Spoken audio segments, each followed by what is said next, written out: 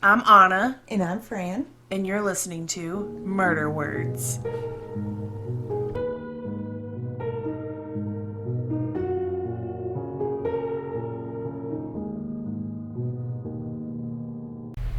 Welcome back to Murder Words. So, Fran and I are clearly very exhausted today. I just tried to press record, and instead I pressed the power button and couldn't figure out why it wasn't recording. So... And I tried to figure out why my mic wasn't working, and it's because it was off.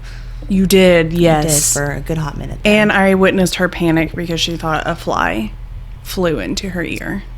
That is everyone's worst nightmare. Stop it. That's just our life right now. So that's everyone's worst fear. Stop it. So I don't have any business, so do you? I'm just gonna get right into it. If not, well, I guess I don't. Okay, but yes, great. We're into it. We're really sweaty. I want to say that I have a sweat stash and it's uncomfortable. We try to eliminate all noises, so we turn the air off, and it's 100 degrees outside. Yes. So the garage was not an option either. I can't even believe she brought it up in front of your I husband. know that is off limits in his man cave, and she openly said, "What about your garage? We can record in there." And I almost threw myself onto the floor. I stopped panicking for a moment about the ear, about the bug ear, because it was so tense. So the sacrifices we make are extreme. Well, we drink hot coffee. And we're drinking hot coffee. All right, so what do you have today? The case that I'm doing today is actually a hometown case from not in the exact county I grew up in, but it's like an hour away. Oh. So I was actually working on a different hometown case that was like where I was from, and then I kept going back to this one. It is...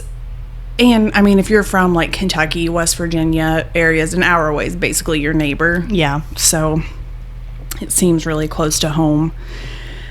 It is something that you can literally, like, there's a podcast series on it, and I watched, like, a docu-series. So, this is a lot of information that I'm, like, putting into something small because it's crazy. It is a nationally known case, but I didn't know of like all the details that were in it, and like I just knew because it was close to home. Mm-hmm. Like I'd heard, and someone did recommend it on our list in the beginning when we asked for it. But so these are the Bardstown Murders. Have you ever heard of them? I have not. Okay. Bardstown, Kentucky is a small town, around 3,000 people. 13,000 people, and it's right outside of Louisville. So when I hear Bardstown, I think of Louisville. Mm-hmm. It's like in between Louisville and Elizabethtown. And I went to college in Louisville for a little bit, and then quickly went to rehab in Elizabethtown. So that little space in between is where Bardstown is. So I'm just gonna set the scene for what Bardstown is like. It is the bourbon capital of the world. So Kentucky is known for bourbon. Yeah, okay. And this is where most of the distilleries are. So it has like Heaven Hill, Barton 1792. Clearly I can't talk today, but we're just going to blow past it. Maker's Mark, Willett, and a few others. Okay. And they have the bourbon festival is there and all that. It's like the heart of the town. I was never a bourbon fan, but like literally that's what Kentucky is known for, like bourbon and horses. So like we're pepperoni rolls, they're bourbon. Yes, that's exactly the same. It was also voted the most beautiful small town in America. Oh, cool. So that's a pretty big like award to receive. There's also a lot of paranormal history in Bardstown, which I love, and I think that happens a lot, like, in the country areas. I feel like there's a lot here, too. There is something a lot crazier going on there, though. There have been 5 unsolved murders in this small town. The first one being in 2013, and the most recent being in 2016. Whoa. So this is a recent Recent case? Yeah. Okay. No one has ever been arrested for any of the murders. We are going to go over some of them and then some of the theories that like surround it, because there are a ton. Jason Ellis was a 33-year-old police officer in Bardstown. He was originally from Cincinnati, and he graduated high school and went to play baseball at the University of Cumberland. He met his wife there, and she was from Bardstown, and that's eventually how they ended back up there. Okay. Before that, he was signed by the Cincinnati Reds and played on their minor league team, which is a huge deal. That is a big deal. He did great with that, but ended up leaving in 2005 because he wanted to, quote, make a difference. Jason and his wife Amy moved back to Bardstown, and he joined the police force. They had this picture perfect life. They had 2 sons, Hunter and Parker. I imagine it to be like white picket fence. I'm literally seeing a white picket fence right now. And within 3 years, Officer Ellis won multiple governor's award and was named Officer of the Year in 2008. Oh, wow. So he was like really a good officer. From everything that I heard, he was like fair, like treated people fair, like humans, and like what you would want in a police officer. Okay. He's literally like all-American, like baseball all-American police officer. He was the force's only canine officer. So his partner was a German Shepherd named Figo. When Figo wasn't out on duty, he stayed at their house with Jason, his wife, and kids. So he was like his family member, like probably his kid. On May 25th, 2013, Jason was at the end of one of his shifts. On this particular day, he didn't have Figo with him, and he was in a different car, one that didn't have a dash cam. That comes back up later. Around 2:30 a.m., he was coming down the Bluegrass Highway, and I'll probably refer to that as the BG a lot through this, just because that's what we call, like, they call if you're it. from Kentucky. Okay. Yeah, that's You like too. what we call it. Okay. So, he was coming down the Bluegrass Highway, and there were a bunch of tree limbs and debris in the road. And he was like an angel, like a good person. And he was like, I'm just going to stop and get out and move this so no one hits it. So he positions his cruiser, like, blocking the road so no one could get through and run over that. He reached down, just like never be a good person. Oh, That's really like what I thought That's the about moral with this. here? That's the moral of this story, because like that's all he was, and he made the ultimate sacrifice. So he reached down to pick up some of the limbs, and as he stood back up, he was shot. Someone shot him with a shotgun, so he was hit literally everywhere except where his bulletproof vest was. Oh, wow. And he fell with the debris still in his arms. A few minutes later, a young girl, probably like early 20s, I made that up, but that's the impression I get, that she's like kind of that age.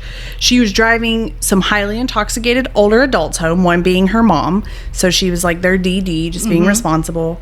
And they pulled up on the scene and were a little bit creeped out because it's like 2:30 in the morning. It's dark. They were driving down the beach. You know what I mean? They're in an area. It's not like a big city.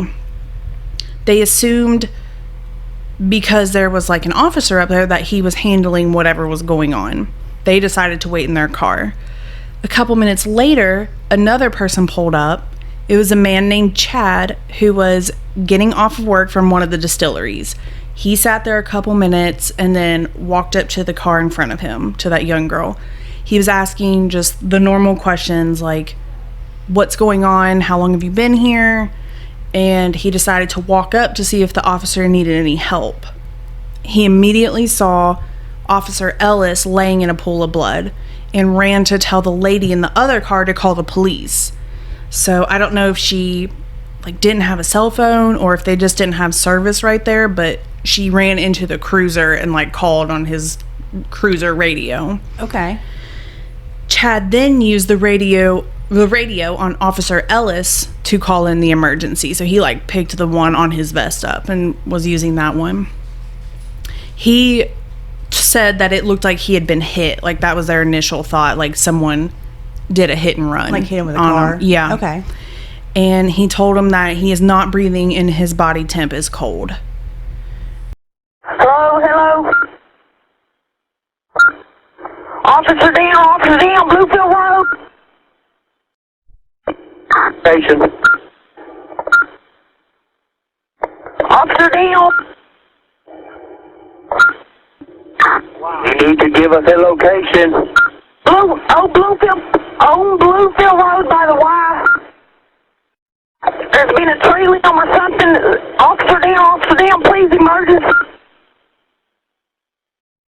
Dispatch 126, line 22, 137. Can you start that way? Glad I'm on Bloomfield Road heading towards Old Bloomfield Road. Towards the BG. Oh, 122, 126. Where did you say you were? I'm on Bloomfield Road. That's Chaparral Estate. Ma'am, can you advise the status of the officer? Is he conscious? I believe he's dead. Yes, sir. Hey, this is Chad Monroe. I know Mike Clark personally. I mean, I can tell him exactly where I'm at. We're on the BG Parkway. We're coming off. We're coming from Bardstown, getting off on the Springfield exit. I mean, is this going to be a car accident? Is there another vehicle involved, or is it just one vehicle versus a tree, or what? I've come home from Heaven Hill Distillery. I've just got off work, and there was the police car is sitting in the middle of the road with the lights on, and we didn't know what it was. It's a tree across the road, and I didn't know what it was, and I got out and I went up there and looked, and it's him. I believe somebody's hit him. Okay, can you tell if he is breathing? No, sir, he is not breathing. Body temperature is cold. Immediately, Officer Ellis's co-workers, like his fellow cops, start to arrive on the scene. They had no idea what they were driving up to. When his co-workers were coming, like, they didn't know what they were pulling up to. They didn't know if there was going to be, like, an armed person there waiting for them. Like, is it dangerous? Like, what should they be prepared for? Because they really couldn't get that much information. In an interview with the police chief that I heard on the podcast Bardstown, which I highly recommend, that's what I was talking about. That's like a series, and I think she's from Kentucky, but she's definitely living in Louisville now, and she's like following she's a reporter, and she's following all this step by step. It's really good. But he said, the police chief said when he got there, it was just like eerily silent. It was a full moon that night. All of the officers were silent, so it was just like creepy. Like, I can just imagine it being like just a weird, sad disbelief kind of thing. Because, you know, they're all like, who would do this, and like, what's happening? He was the first cop in the city of Bardstown to be murdered ever in history. Then they had to go tell his wife and kids. They started to immediately investigate this. It is thought to have been a direct hit. Actually, it came out, like, at this time when I was like researching it, it does come out that this was like like they were going for him, like an assassination. They were aiming for him. How would one know that this is the day he wouldn't have FIGO, he wouldn't have his dash cam? They knew he would be driving at that exact time, and the debris was placed there on purpose. They end up finding that out. During the funeral, I died with this, and I will post a picture, and it's so sad. During the like actual funeral, his dog FIGO laid his paw up on the casket. I can't. During the investigation, they did figure out where the bullets came from. So someone was on a hill above the debris, like in a bunch of trees. So they were definitely up there, like waiting for this to happen. On May 29th, 4 days after the murder, the police chief went public by saying, quote, "We believe that he was the target. This was a methodical, precise, planned and executed in a perfect fashion."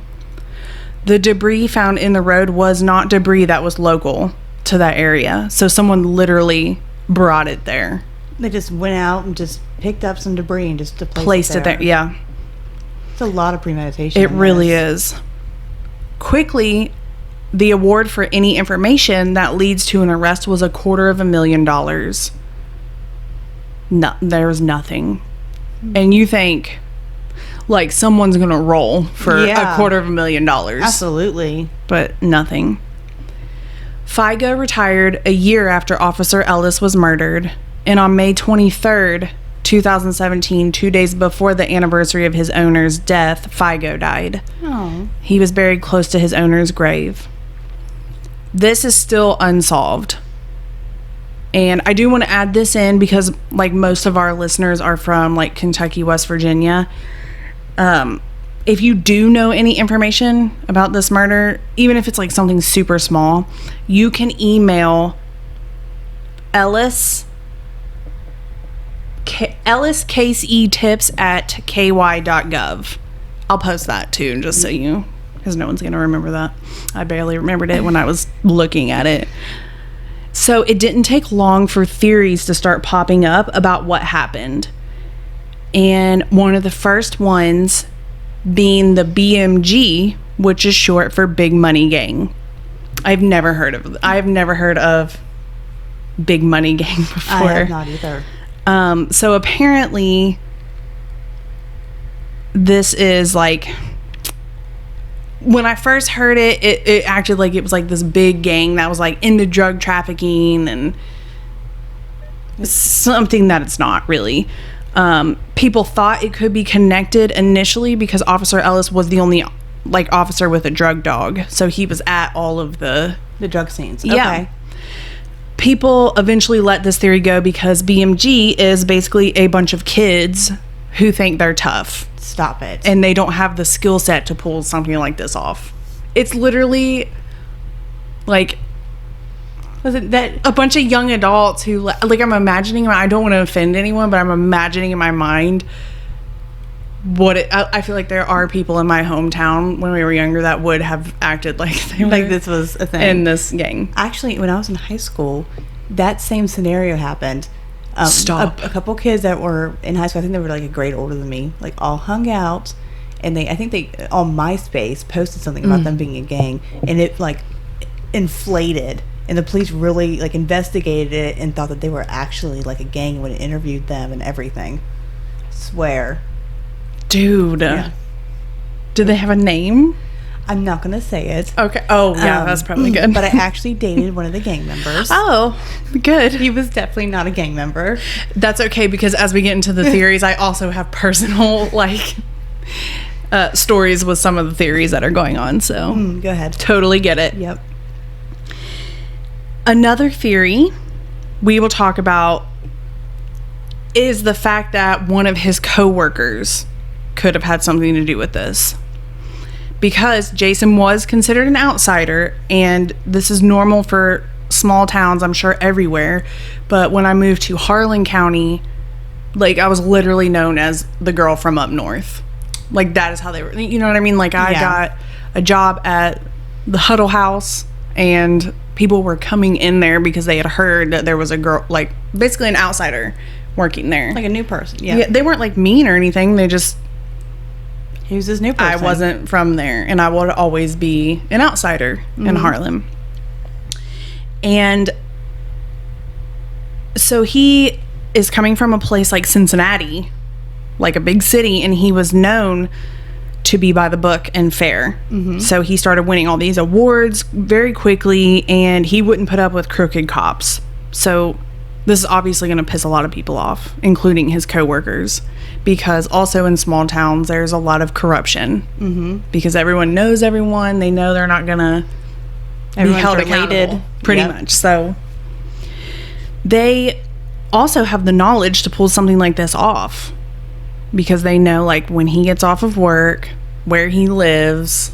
So a lot of people, Squad car doesn't have, that's just a squad car doesn't yeah, have they a would, camera. yeah, they would know, like, today's the day that he didn't have, yeah, so that's a big one, and that one actually will come back up. There are other theories, such as cartel members that were hired to kill him. Kentucky, and I don't know anything about, like, the cartel in West Virginia. I'm sure they're here, but there are multiple places in Kentucky, like, cartel cells throughout Kentucky. A couple have been busted. Like, I know there was one that lived in Lexington at, like, one of the huge, really well-known farms that has all the fancy horses and all that. Someone hired someone from the cartel without knowing it, and they were able to, like, get all their contacts that way. Oh. So I know, like, in Kentucky, it's a big thing. There is definitely one, and it's called Cartel Jalisco Nueva Generacion. Good Cartel job. Jalisco Nueva Generacion. You did great with that. Also known as the CJNG. That's a big one in Kentucky. And I know they're in 35 states, I think it said. Because Kentucky is, like, the meeting place for, like, on the East Coast, 75 North and West, which runs all the way, and then 64 goes through it the other way. So it's like the intersection spot Okay. for people. Yeah. Interesting side note. I had to throw this one in here. Where I'm from, Northern Kentucky. Also, if you're from Northern Kentucky, you're always going to say Northern Kentucky instead of the actual place you're. Everyone from Northern Kentucky does that. Really? When people ask me where I'm from, instead of saying, like, the county, I always say I'm from Northern Kentucky up by Cincinnati. Always. Really? And everyone from Northern Kentucky does it. It's like we're our own separate. I don't know why we do Little that. area. But. Okay. So, but part of Northern Kentucky is Newport, Kentucky. In Newport, Kentucky, it is considered the original Sin City.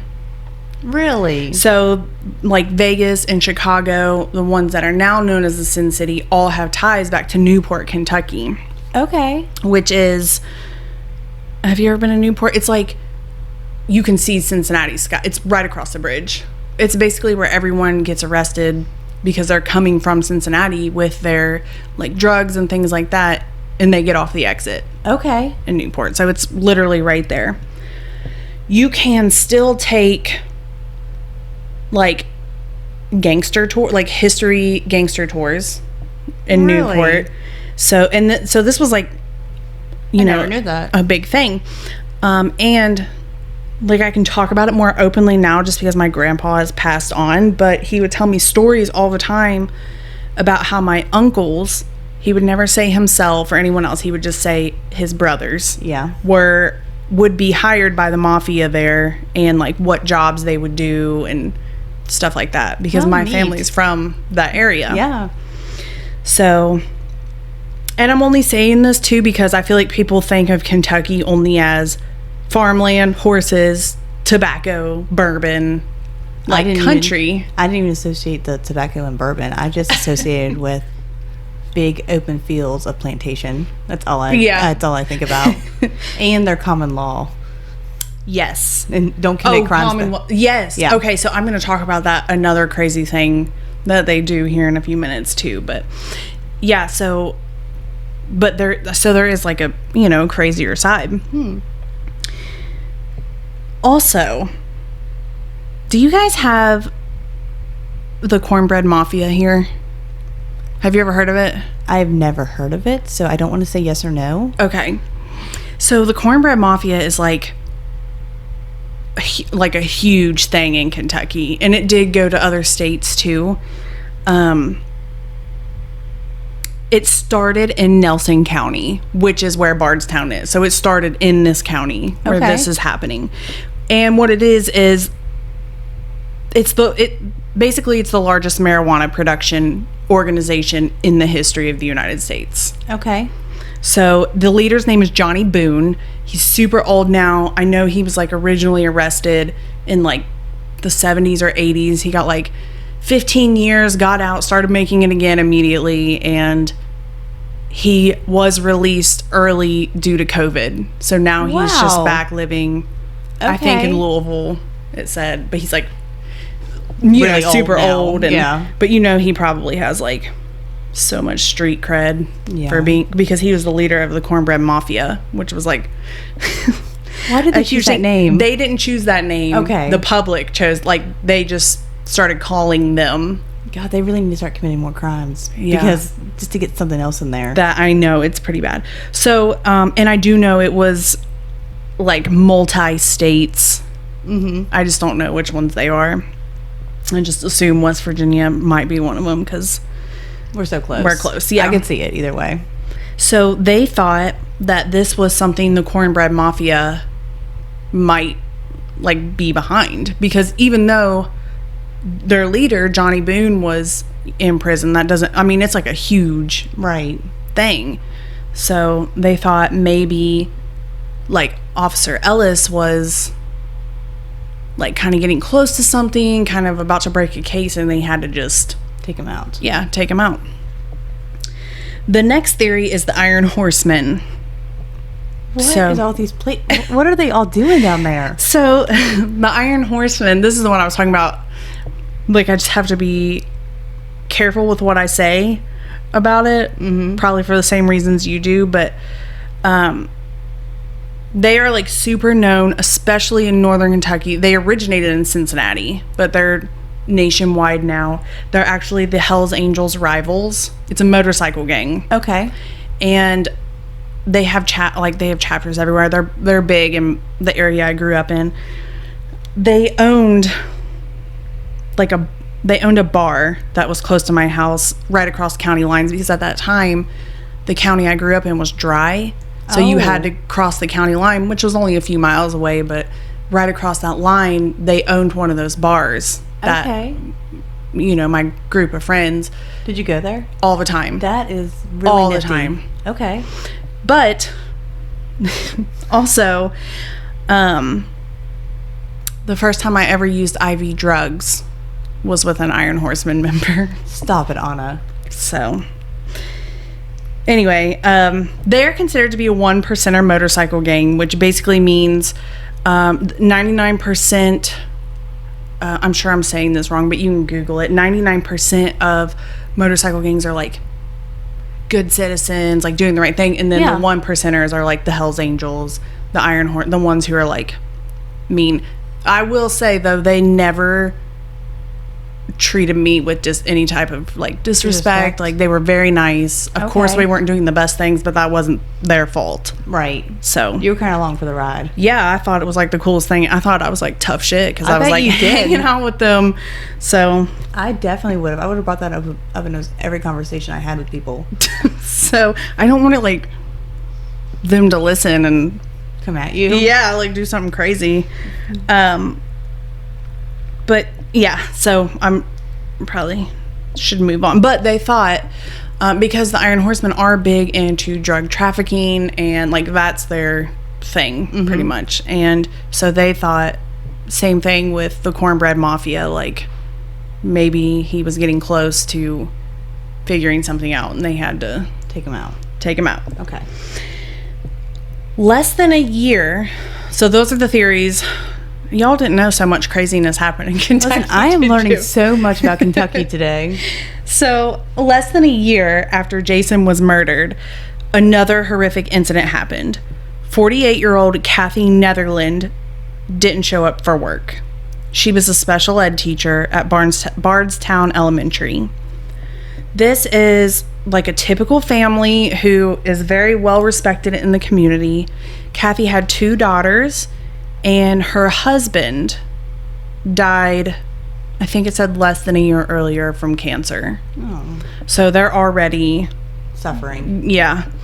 Trying to cope with that. Samantha was about to go to prom. One of her daughters was about to go to prom, and she was, like, super excited about it. She had just gotten her dress, and she, like, made a post about it. She she was just excited. You know what I Yeah. mean? Like trying to recover from her dad. And so people thought it was extremely weird that Kathy didn't show up to work. Like she was reliable. If she wasn't coming to work, like she was going to let someone know. Right. Soon people started to connect that Kathy's daughter, Samantha, who was 16, wasn't at school that day. Oh, no. So Kathy's dad, Samantha's grandpa, got worried and decided to go to their house and check on them. When he entered the home, he basically was horrified. Samantha had been stabbed and beaten, and her throat was slashed. Kathy was shot and also had her throat slashed. So, and this is literally almost to the day a year happening after Jason Ellis's murder. So Bardstown is in shock. Yeah. Like people cannot understand what's going on. Like I heard a couple people say like they can understand why you would have a grudge against an officer, but why would you just kill A special ed teacher and special her ed daughter. teacher and her daughter? Like that doesn't make sense. A lot of people thought that they may have seen or heard something that they weren't supposed to. Kind of along the lines of the same way. I think people are just wanting to connect it so bad. Because they were just killed. Like nothing was taken. They found their purses, their cell phones, like money was in the house. So this was literally just walk in, kill them, and leave type of situation. Okay. People also thought that the person was trying to send a message because the anger was pointed more towards Samantha, the daughter. Like her skull was literally crushed. So there were even theories that Kathy's other daughter may be the culprit behind all of this. That was obviously ruled out immediately. Like this poor girl just lost every single person in her family. And they're like, So- she did it. Yeah. I don't know if they like came at her like that, but I do know like some of the rumors that went around. Like That she yeah. might have been involved. there was one clue. There was a black Impala that was seen on security footage that they think is suspicious. They've never located that car or the driver. So, as far as I know, they're still looking. For the Impala. Yeah. 15. Also, this case is still unsolved. So, if you have any information, make sure you contact the Kentucky State Police. They're the ones that are over this investigation. And they did end up burying Samantha in her prom dress, so she was able to wear it at least once. I know, dude. On July 3rd, 2015, a 35-year-old mother of 5 named Crystal Rogers was missing. So, and I do think, like before I go into this one, I think this is the one that really blew this up because this family is very vocal. They want to do media interviews. Like they want to get the word out there. The Netherlands, the family before this, they're more just like quiet. They just kind of stuck together and they want to not be in the media headlines. Rebuild their lives. Yeah. So Crystal was a 35-year-old mother of 5, and she was last seen with her boyfriend Brooks Hawk. They lived together with their youngest, with all the kids, but her youngest child was with him. He was 2. Brooks said that she was playing on her phone when he went to bed, and then when he woke up, her car was gone. He said he was in bed with their 2-year-old son. They had plans to go to his mother's farm. He said he tried calling Crystal multiple times, but she wasn't answering. Crystal's parents, Sherry and Tommy Ballard, were also super worried. They continued to call her, but knew something was wrong because she always answered one, but she didn't show up to the 4th of July party that night. They decided to file a missing persons report and start looking for her immediately. The word spread quickly, and someone spotted her car on the BG and called her dad, Tommy.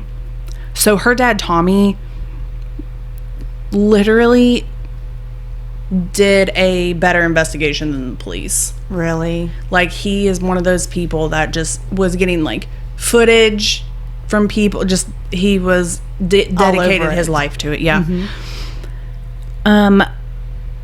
So, yeah, they found the car, called her dad. Tommy rushed to the car and found her keys, purse, and cell phone inside of it, but no Crystal. Hundreds of people started to search that surrounding area with the family, except for Brooks. He never even offered to help. 3 days after Crystal's disappearance, police brought Brooks in for an interview. I'm also going to try to put the audio in right here. And when I say that, I mean my husband put the audio in because I don't edit. But this is just where it starts to get really crazy. So they were questioning him, and he got a phone call. And he was like, is it cool if I answer this? And they were like, yeah, that's fine. It was his brother, Nick. Sure. Hello? No. I'm up here. I know that you didn't know. I'm up here in this interview with the Detective Snow. I've been up here a good little while.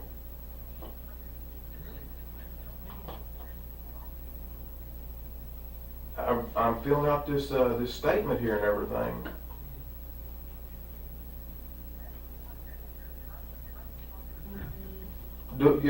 Are you telling me that's what I need to do?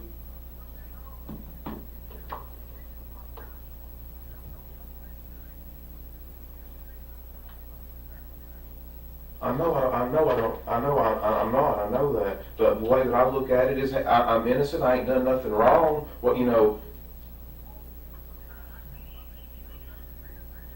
I know you've told me innocent people have got jammed up, but if you're telling me to leave, I'll get up and leave. If you want me to.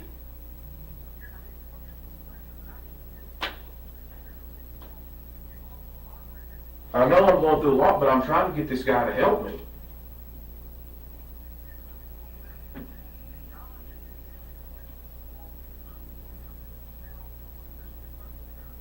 I don't think she's ran off with some other guy. I don't believe that.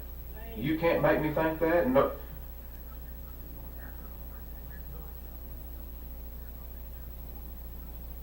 Yeah, so do I. I'll do exactly what you're telling me to do right now. Do you want me to get up and leave? Man, I don't think these guys. I don't think these people are vindictive just to skin me for no reason. Man, this is not their family. This is not.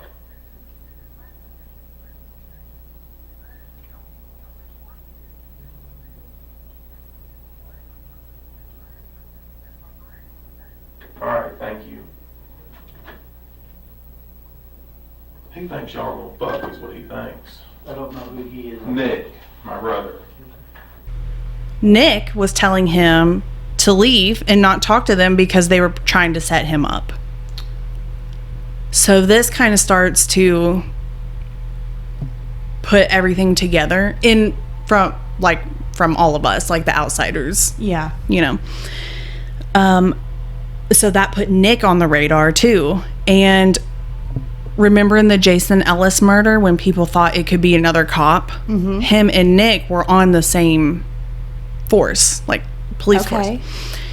They then asked Nick to take a polygraph and he refused. He does not take one until the FBI steps in, and he failed. Oh.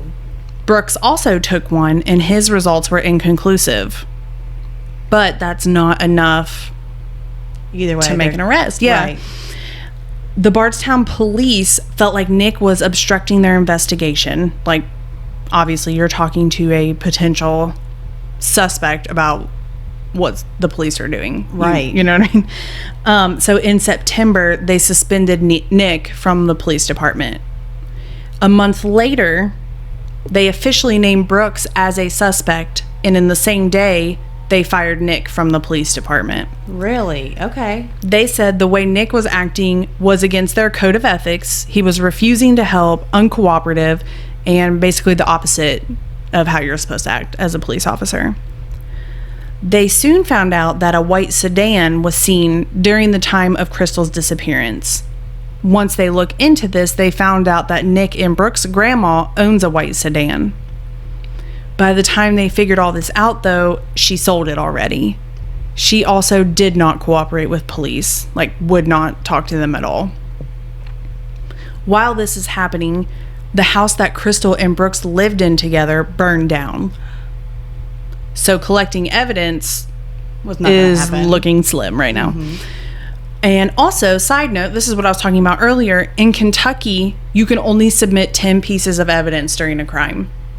Why? So if you can collect hundreds of pieces of evidence, but you can only submit 10 of them. Why? Because of funding.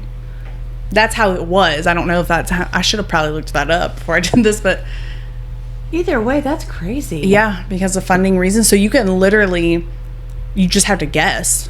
Which one's Like, gonna be this one important? looks good. Like, let me submit this. Yeah, so Crystal's family was and still is super vocal, especially Tommy, Crystal's dad. They were talking to the media nonstop, doing their own investigations, and they felt like Brooks was getting special treatment because of his connections with the police force. To this day, Crystal has never been found. To make things even weirder, in November of 2016, Crystal's dad, Tommy, was out in a field hunting. While he was out there, he was shot in the chest. Initially, it was reported as a hunting accident, but was quickly changed to a homicide. In the documentary I watched called The Disappearance of Crystal Rogers, which is so good, it's on Peacock. Oh. So, and it's like a docu-series, and it's like this, it is an investigator, like a retired detective with a reporter. That's the word. And they kind of get together and go through like all these murders, the issues with the police department. It's really good. So, but one of the things that they did was they got, is it a ballistics expert? for the gun. Yeah, for the gun. So they had an expert come out, and they went to exactly where Tommy was shot, and they go up, and as they are like finding the position of where the murderer would stand, they see on the tree where a gun had kicked back. Like, they actually find the... Oh, okay. So... like a mark in the tree. Yeah, because at first they were like, could this be an accident? It was the first day of the hunting season, or was... So as they were doing that, they figured out, like, it was definitely a homicide. And where the person was standing, it was right off the BG, where everything else happened, except for the mom and daughter. Okay. This was no doubt on purpose. The theory for this murder is that he was getting close to what actually happened to Crystal. Before he was shot, he was telling people this was a lot larger than just Bardstown, and the people that they were dealing with were not good people. He said that he felt like he was being watched and followed. He even put a camera up on his truck to see if anyone was following him, and the police do have that video. It's never been released. So no one has been arrested for that murder. My mind will blow if it's Impala. Crystal is presumed to be dead, and like I said before, the FBI has taken over this case. It is still an ongoing investigation. I read an article that said the FBI is, I can't remember how it worded it, but basically like coming to a conclusion. I think it was from March or April from this year. That was the most recent thing I could find, but it acted like something was about to happen. Okay. And of course, we'll keep everyone updated if there is like a break or if they arrest someone. A lot of people think the Netherlands aren't connected to the other murders. Brooks and Nick are still free. No one has been arrested. There was a big shakedown of the Bardstown Police Department due to corruption, and a bunch of people were fired. Okay. The assistant chief was caught shredding all kinds of drug task force documents and internal affairs documents. Oh, wow. So, basically right now it's a bunch of theories. Yeah. This is how this is my theory, though. Okay. I think they are all connected. I think Officer Ellis was about to reveal a bunch of corruption within the police department. I think Kathy and Samantha saw or heard something had to be taken out, and I think Crystal was close to the investigation because she lived with Brooks, who was the brother of one of the cops, and I think Tommy was Quieted. Yeah, I think he was on the verge of figuring something out, and they knew that. I kind of agree. I do. What do you I think? The Netherlands are connected, but I think that Nick killed the officer and the dad, and that his brother, what was his name again? Brooks. And that Brooks is the one that killed Crystal and the mom and daughter of the Netherlands, because the killings are different. Yeah. Ones are with shotguns, and the other ones are more hand to hand. And I imagine hers was hand to hand. They've never found the body. He did something with it, so it was all hand to hand. Yeah. See, that's what a lot of people say, that they think it was someone who was mad at Samantha, the daughter, that killed them, that it just happened to be around the same time. Yeah, they were connected somehow with it. I think so too. I mean, this is literally a small town where there's no crime ever. And that's personal. They did something, like something happened that was personal with them. To slit someone's throat. Yes, a mom and a daughter.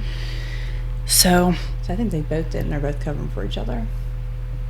I think we should do a whole episode on the stuff that happens in Kentucky. I think we should too. I think we should do a whole thing on the cornbread. Cornbread Mafia? Yeah, that is crazy. We can interview Johnny Boone, call him up. He's in a halfway house, I read. We could totally do that. In we could Kentucky. pull it off. We could definitely pull that off. So Mr. Boone, though, I feel like he's not involved with this. As soon as they started talking about him, I was like, man, they're just... I really don't think he is either. And when I was talking to my husband about this, I was like, I bet he is so pissed now because marijuana is becoming legal, and he's literally spent years of his entire life in jail. That's probably why he got out too with COVID.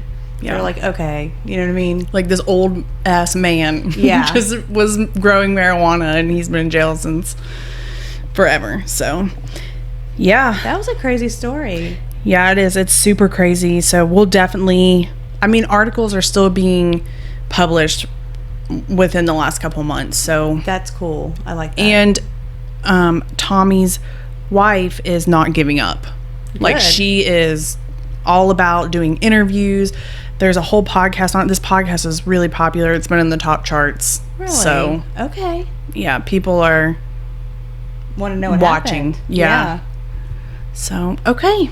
Well, yeah, follow us on Facebook. Oh, I think I'm going to start it today.